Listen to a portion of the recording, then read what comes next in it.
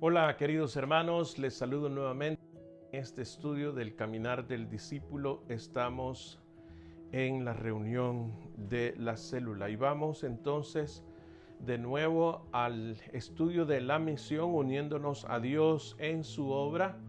Estamos en la segunda parte de la sesión 2. Cristo vino con una misión. Jesús vino para servir a Dios y también para liberarnos. Vamos entonces al estudio y vamos a ir primero a esta reflexión. Manténgalo sencillo. Como seres humanos y como discípulos de Jesús tenemos la tendencia natural de pensar mucho en simples. Tal fue el caso del erudito que se aproximó a Jesús en Lucas capítulo 10, versículo 25 al 29, el cual me permito leerles. Dice: ya que un intérprete de la ley se levantó y dijo para probarle: Maestro, ¿haciendo qué cosa heredaré la vida eterna? Él le dijo: ¿qué está escrito? ¿Cómo lees? Aquel respondiendo dijo: amarás al Señor tu Dios con todo tu corazón y con toda tu alma y con todas tus fuerzas y con toda tu mente, y a tu prójimo como a ti mismo. Y le dijo: bien has respondido, haz esto y vivirás. Pero él, queriendo justificarse a sí mismo, dijo a Jesús: ¿y quién es mi prójimo? Es posible que este intérprete de la ley fuera un escriba de oficio. Es posible que también sirviera como fariseo o maestro de la ley. De cualquier manera, él se acercó a Jesús con una pregunta que era común entre los eruditos de sus días. Él quería saber cuál era la posición de Jesús sobre un asunto teológico, de la misma manera que un político moderno preguntaría: ¿es usted demócrata o republicano? Cuando Jesús le respondió con otra pregunta, el erudito dio la respuesta correcta. Jesús estuvo de acuerdo con él, pero eso no era suficiente. El escriba quería seguir indagando más profundamente. Él preguntó: ¿quién es mi prójimo? Vamos entonces, hermanos, a Lucas capítulo 10, versículos 30 al 37 para ver la respuesta de Jesús. Lucas 10, 30 al 37 dice: Jesús respondió, estoy leyendo Nueva Versión Internacional: bajaba un hombre de Jerusalén a Jericó y cayó en manos de unos ladrones. Le quitaron la ropa, lo golpearon y se fueron dejándolo medio muerto. Resulta que viajaba por el mismo camino un sacerdote, quien al verlo se desvió y siguió de largo.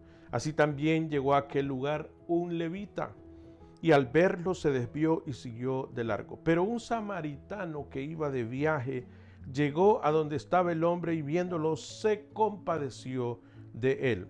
Se acercó, le curó las heridas con vino y aceite y se las vendó. Luego lo montó sobre su propia cabalgadura, lo llevó a un alojamiento y lo cuidó. El siguiente sacó 2 monedas de plata y se las dio al dueño del alojamiento. Cuídemelo, le dijo, y lo que gaste usted de más se lo pagaré cuando yo vuelva. ¿Cuál de estos 3 piensas que demostró ser el prójimo del que cayó en manos de los ladrones? El que se compadeció de él, contestó el experto en la ley. Anda entonces y haz tú lo mismo, concluyó Jesús. ¿Qué le parece que es lo más interesante en la narración de esta parábola? Y lo más interesante para mí, que me gustaría también usted pudiera contestar cuando esté en la célula, es que hay 2 personajes que se mencionan en la parábola que uno esperaría respondieran de una manera más adecuada a la necesidad de la persona que fue asaltada por los ladrones y que quedó, según la Nueva Versión Internacional, medio muerto. Pero para sorpresa en la historia, un samaritano, uno que no se lleva con los judíos, fue el que lo auxilió. No solamente lo vendó y curó sus heridas, sino que lo subió a su montura, cabalgó con él hasta un alojamiento dejándolo ahí, y pidió al hombre dueño de aquel hospedaje que se lo cuidara y que si gastaba alguna otra cosa se lo pusiera a su cuenta, que a su regreso él lo pagaría.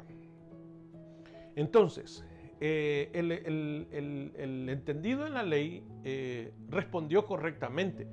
Quien demostró, no quién es, sino quien demostró ser el prójimo.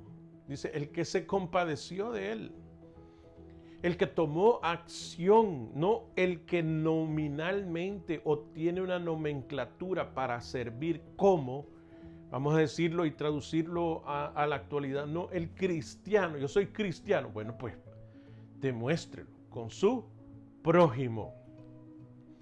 Así entonces es lo que me llama la atención en esta narración. ¿Y a usted qué le llama la atención? Basándose en esta parábola, ¿quién diría usted que es su prójimo? Hablando ahora en la actualidad, ¿a quién le puedo hacer yo bien? Bueno, yo diría y mantengo mi concepto de que el prójimo es el próximo. En las circunstancias que te encuentres, en mi casa, mi prójimo es mi familia. En la iglesia, mi prójimo son ustedes, los miembros de la iglesia. En la calle, pues por supuesto que será las personas que estén a mi alrededor, y no debería de actuar ni como el sacerdote ni como el levita, sino más bien debería de actuar como prójimo samaritano, como el samaritano, independientemente de su nomenclatura de no llevarse bien con los judíos, él actuó como un prójimo. Note que el intérprete de la ley enfatizó quién podría ser el objeto de amor y servicio, mientras que Jesús enfatizó la acción misma. Por medio de esta parábola, Jesús expresó la necesidad de hacer menos evaluación y tomar más acción. Entonces, siguió adelante. Tal vez la pregunta, ¿quién es mi prójimo?, no sea un asunto por el que debemos preocuparnos hoy. Tal vez debemos preguntarnos, ¿de quién soy el prójimo? O sea, ¿a quién yo puedo servir? No quién me puede servir a mí. Vamos entonces, bajo la estructura del bosquejo de la lección, al estudio personal número 1, cuyo título es Jesucristo nos llama para servir a Dios. Le debo de recordar que en la lección anterior, cuando estábamos viendo acerca de el análisis de la historia, vimos que Cristo vino a servir a Dios. Y entonces ahora Jesucristo nos llama a ser como Él, a servir a Dios. ¿De qué manera, qué calidad de servicio? Oiga, esto es impresionante. Jesucristo nos llama para servir a Dios. Cuando leemos las Escrituras, encontramos muchos conceptos y situaciones que eran comunes en los tiempos bíblicos, por supuesto, pero que hoy no lo son. Por ejemplo, piensa en los reyes. Con lectores modernos de la Biblia podemos reconocer el concepto de un rey en un ámbito intelectual. Sin embargo, en un país democrático es realmente difícil entender cómo sería vivir bajo el total gobierno absoluto de una sola persona. Lo mismo sucede con el concepto de ser un siervo. Como lectores modernos podemos entender la definición de un siervo como alguien que sirve a otro, pero en un horario regular, ¿verdad? 8 a 10 horas diarias, y bueno, después se va para su casa. Sin embargo, el concepto de siervo bíblico está más allá de tener un empleo, como lo que ahora pudiésemos entender. En realidad, en el mundo antiguo, el siervo estaba dedicado en todo momento a satisfacer por completo las necesidades y deseos de su amo. De hecho, pensar en la palabra esclavo en lugar de siervo nos ayudará a comprender mejor las cosas. Así que vamos entonces a continuar en esta reflexión, y dice: lea los siguientes pasajes de las Escrituras y anote qué enseñan acerca de la vida como un siervo o esclavo en el mundo antiguo. Y vamos entonces a Génesis capítulo 16, versículos 1 al 6. Me parece a mí que la nueva versión internacional nos ilustra de una mejor manera esta lectura. Génesis 6, 1 al 6. Dice: Sarai, la esposa de Abraham, no le había dado hijos, pero como tenía una esclava egipcia llamada Agar, Sarai le dijo a Abraham: el Señor me ha hecho estéril, por lo tanto ve y acuéstate con mi esclava Agar. Tal vez por medio de ella podré tener hijos. Abraham aceptó la propuesta que le hizo Sarai. Entonces ella tomó a Agar, la esclava egipcia, y se la entregó a Abraham como mujer. Esto ocurrió cuando ya hacía 10 años que Abraham vivía en Canaán. Abraham tuvo relaciones con Agar y ella concibió un hijo. Al darse cuenta Agar de que estaba embarazada, comenzó a mirar con desprecio a su dueña. Entonces Sarai le dijo a Abraham: tú tienes la culpa de mi afrenta. Yo puse a mi esclava en tus brazos y ahora que se ve embarazada me mira con desprecio. Que el Señor juzgue entre tú y yo. Vea la respuesta de Abraham. Tu esclava está en tus manos, contestó Abraham. Haz con ella lo que bien te parezca. Y de tal manera comenzó Sarai a maltratar a Agar, que ésta huyó al desierto. Entonces vemos que la sierva de Sarai es más bien la esclava. ¿Y por qué dijo métete con Abraham? Y porque así podré tener un hijo. Porque los hijos de los esclavos no eran de los esclavos, sino que le pertenecían a los dueños de la esclava. Éxodo 21, 20 al 21. Vamos un poco más adelante y continuamos y buscamos en Éxodo capítulo 21, el cual dice de la siguiente manera, versículos 20 y 21 dice: si alguno golpea con un palo a su esclavo o su esclava, como resultado del golpe él o ella muere, su crimen será castigado. Pero si después de 1 o 2 días el esclavo se recupera, el agresor no será castigado, porque el esclavo era de su propiedad.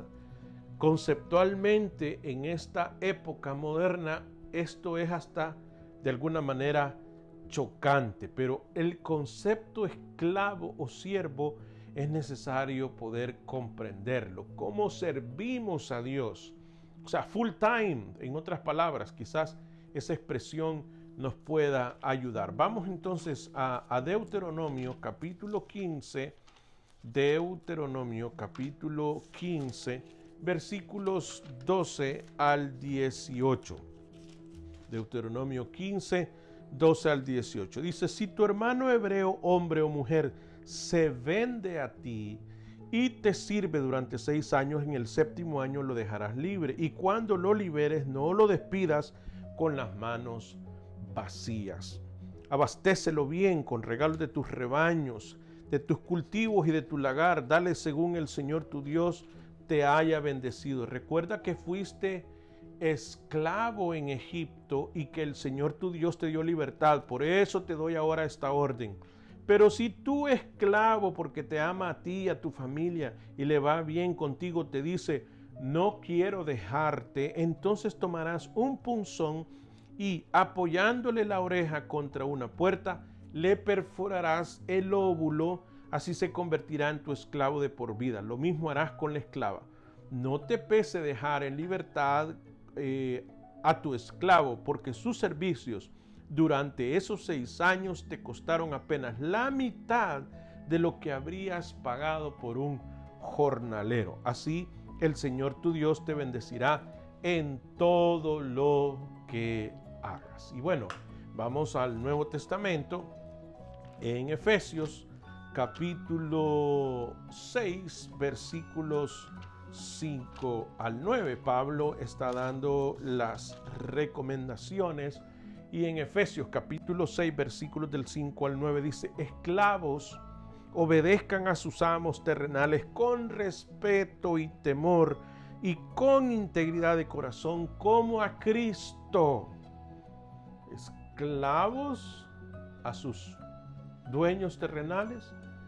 Yo le pertenezco a Cristo. No lo hagan solo cuando los estén mirando, como los que quieren ganarse el favor humano, sino como esclavos de Cristo, haciendo de todo corazón la voluntad de Dios. Sirvan de buena gana como quien sirve al Señor y no a los hombres, sabiendo que el Señor recompensará a cada uno por el bien que haya hecho, sea esclavo o sea libre. Y ustedes, amos, correspondan a esta actitud de sus esclavos, dejando de amenazarlos. Recuerden que tanto ellos como ustedes tienen un mismo amo en el cielo y que con él no hay favoritismos. ¡Wow! Tremendo, ¿no? Poder entender los conceptos. ¿Por qué es esto importante? Porque cuando aceptamos el llamado para seguir a Jesús como sus discípulos, estamos aceptando su llamado a vivir como siervos o esclavos de Dios. Como vimos en los comentarios del grupo, Jesús vino a la tierra con obediencia para servir a Dios. Él se despojó a sí mismo y asumió forma de siervo. Filipenses 2:7. Como discípulos de Jesús, nosotros lo imitamos en todas las cosas. Nuestra meta es llegar a ser más semejante a Él en todos los aspectos de la vida. Por lo tanto, seguimos a Cristo al unirnos a Él como siervos de Dios, como esclavos. Mis hijos no me pertenecen, le pertenecen a Dios. Aunque es triste, muchos cristianos creen que servir a Dios es una ocupación solo durante parte del tiempo. Cuando nos concentramos en las cosas espirituales algunas veces del día, nos sentimos justificados al seguir a nuestro propio interés y deseo por el resto de ese día. De nuevo, a menudo vemos servir a Dios como una ocupación de 9 a 5 p.m., si acaso, cuando en realidad nuestra identidad como discípulos de Jesús requiere una entrega de 24/7, 24 horas los 7 días de la semana. El mismo Jesús dejó claro en nuestro servicio a Dios que nuestro servicio a Dios debe de incluirlo todo. En Lucas capítulo 17, versículos 7 al 10, dice: ¿Quién de vosotros, teniendo un siervo que ara o apacienta ganado, al volver el del campo, luego le dice: pasa, siéntate a la mesa? No le dice más bien: prepárame la cena, cíñete y sírveme hasta que haya comido y bebido, y después de esto, come y bebe tú. ¿Acaso da gracias al siervo porque hizo lo que se le había mandado? ¡Wow!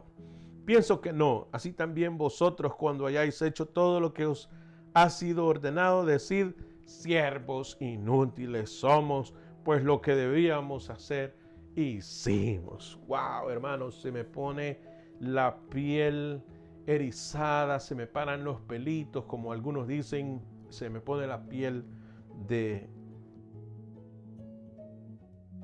llama para servir a Dios. Antes de eso, hay dos preguntas de reflexión. ¿Cuál es su reacción a estos versículos? ¿Por qué? Yo me impacto, hermanos, porque ciertamente he predicado sobre esto, he hablado de ser siervo, pero los conceptos occidentales, principalmente si uno vive acá en los Estados Unidos, uno se acostumbra a horarios, a planificación. Esto sirve tal cosa, esta hora es para esto, etcétera. Pero aquí es full time esclavo. Vamos, que si estuve orando todo el día, si estuve trabajando por el Señor todo el día, para la tardecita yo voy a tener un descanso. No, papá, siga trabajando. Y voy a esperar a que me den gracias y me pongan. No, para nada. Ok. Vamos a decir entonces, hermanos, que Jesucristo nos llama para servir a Dios. ¿Cuál es su reacción a estos versículos? ¿Por qué? Y cree que deben premiarlo siempre que obedece a Dios al hacer algo positivo, debería decir ahí, o cuando rechaza algo negativo, debería decir ahí. Explique, perdonen, el corrector me hizo una mala jugada con lo positivo y lo negativo que está escrito en la pantalla. Pero yendo al punto, hermanos, cuando uno obedece a Dios debe de llamarse siervo inútil, porque lo que tenía que hacer lo hice. Para mí es estimulante leer esta escritura, hermanos. Para mí es motivante. El Señor no tiene por qué premiarme, el Señor no tiene por qué bendecirme. Esa es decisión de Él. Yo soy esclavo, yo he perdido mis derechos. Vaya, hermanos, en el momento que estoy viviendo esto, que yo les estoy compartiendo, tengo una situación de desafío ministerial. Y yo digo, bueno, Señor, que se haga tu voluntad. Así el Señor Jesús dijo en el huerto del Getsemaní. Yo hoy también con gozo, debo de servir con gozo al Señor y decir, Señor, levantar mis manos. Yo no tengo el control lo tiene el Señor. Yo levanto mis manos, haz como tú quieras hacer. Así que Jesús nos ha llamado a servir a Dios al igual que Él sirve y obedece al Padre en todas las cosas. La noticia maravillosa es que tal servicio no es una carga o un grillete. Por el contrario, solo al abrazar por completo nuestra identidad como siervo de Dios podemos experimentar la plenitud de la vida que Dios diseñó para que la disfrutemos. Yo digo amén, hermanos. Estudio personal 2. Jesucristo nos llama para servir a otros. Jesucristo nos llama para servir a otros. Dijimos que en la lección pasada estudiamos que Cristo vino a servir a Dios y vimos que Cristo vino para liberarnos. Ya hemos visto que al igual que Cristo sirvió a Dios, Él nos llama para que sirvamos a Dios, pero también nos llama para servir a otros. Jesús vino a la tierra con una misión. Aunque Él es Dios, voluntariamente se despojó a sí mismo para entrar a nuestro mundo y cumplir esa misión, servir al Padre. Como discípulos de Jesús, nosotros también estamos llamados a servir a Dios y también estamos llamados a hacerlo al unirnos a Jesús para lograr su misión. Dados estos conceptos, es lógico preguntar, ¿cuál es la misión que debemos esperar o lograr cuando nos convertimos en discípulos de Cristo? Es interesante que Jesús nos diera algunas respuestas claras a esa pregunta cuando anunció por primera vez su ministerio, o sea, su misión de una manera pública. En Lucas capítulo 4, versículos 16 al 21, dice, vino a Nazaret donde se había criado y en el día de reposo entró en la sinagoga conforme a su costumbre y se levantó a leer. Y se le dio el libro del profeta Isaías y habiendo abierto el libro, halló el lugar donde estaba escrito, el Espíritu del Señor está sobre mí por cuanto me ha ungido para dar buenas nuevas a los pobres. Me ha enviado a sanar a los quebrantados de corazón, a pregonar libertad a los cautivos y vista a los ciegos, a poner en libertad a los oprimidos, a predicar el año agradable del Señor. Y enrollando el libro, lo dio al ministro y se sentó. Y los ojos de todos en la sinagoga estaban fijos en él y comenzó a decirles, hoy se ha cumplido esta escritura delante de vosotros. ¿Cómo cumplió Jesús la profecía de Isaías? Bueno, Él hizo tal cual estaba escrito, como se anticipó que Él debería de hacerlo. Vemos su ministerio donde Él dio libertad a los esclavos, a la esclavitud espiritual de demonios, dio libertad al oprimido, al que se sentía oprimido por diferentes razones, dio vista a los ciegos y a predicar el año agradable del Señor, o sea, la libertad en Cristo. ¿Cómo estos versículos le ayudan a entender su responsabilidad como discípulo de Cristo? Pues debo de actuar en servicio a otros, debo de ser consecuente con el ejemplo de Jesús, que es mi modelo, y así poder seguir al Señor. Solo Jesús podía cumplir las implicaciones espirituales de Lucas capítulo 4, 16 al 21. Por medio de su muerte y resurrección, Él proclamó las buenas nuevas a los que eran pobres espiritualmente, la libertad para los cautivos del pecado, la vida para los oprimidos por la ley, la vista a los ciegos a su propia necesidad de salvación. Sin embargo, nosotros podemos unirnos a Jesús en su misión en un nivel práctico. En específico, podemos ser mensajeros de Dios. Jesús presentó las buenas nuevas del Evangelio con claridad y variedad. Él comunicaba de manera que tomaba en cuenta la personalidad de los oyentes. era relevante a su cultura y sensible a su necesidad. Asimismo, servir a Dios fielmente requiere que nosotros seamos mensajeros competentes y creativos, que hablemos con confianza de su salvación. Tenemos el llamado de esparcir las buenas nuevas. Así que podemos actuar siendo mensajeros de Dios. Segundo, siendo ministros de Dios. A lo largo de su ministerio, Jesús prestó atención a aquellos que necesitaban ayuda. Su misión era primordialmente espiritual, sin embargo, Él tomó un tiempo para atender a las necesidades físicas y los problemas terrenales.